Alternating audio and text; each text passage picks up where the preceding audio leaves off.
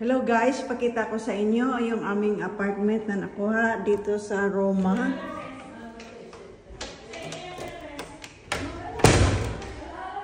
Okay, una kong ipakita ay yung dining room. Hello, Miss B. Hello. Hello. Ito po yung kainan namin. Ito yung sofa. Ito yung TV. At saka isang kwarto. Ito yung isang kwarto. Hi, Palangga, mag-hi ka. Ano masasabi mo sa nakuha nating apartment dito? It's called house. Cold house? House.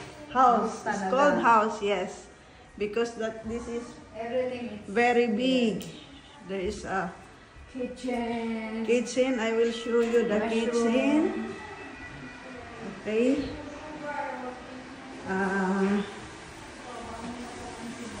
And there is a kitchen here. The beautiful two ladies. Magluluto na sila. Nagtimpla pala muna ng cafe. Sis, maglaba na ngayon ng damit ko may sabon. Ayan. Tapos, ito yung pangalawang kwarto. Ayan. Ang matutulog dito ay si Sis Lilibet.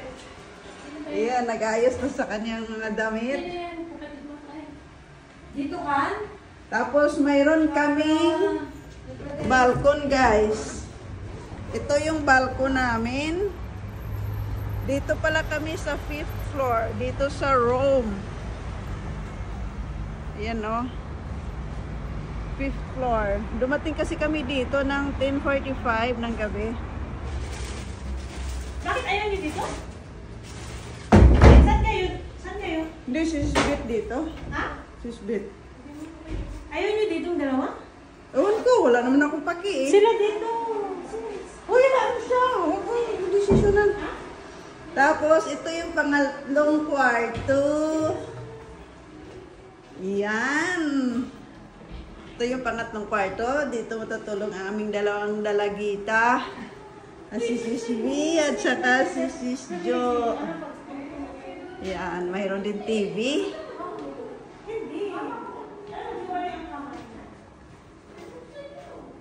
Yun, dalawa pa lang CR dito, sis. Oo. Ito yung isang CR. Yung kwarto nila ay may sarili ding CR. Ito yung cabinet nila. Tapos, ito din yung pangalawang CR, guys. Ayan, pangalawang CR yan. Mayroon ding washing machine. Ayan. At mayroon din kaming heater. Yun. Napakaganda. Matatawag mo talaga siyang bahay, pero Diyos ko po, sobrang mahal ang presyo. Kaya pala sobrang mahal, boy.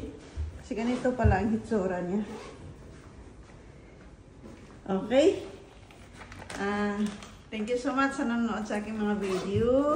Sinishare ko lang sa inyo yung aming apartment na nakuha dito sa Milan. Bye po!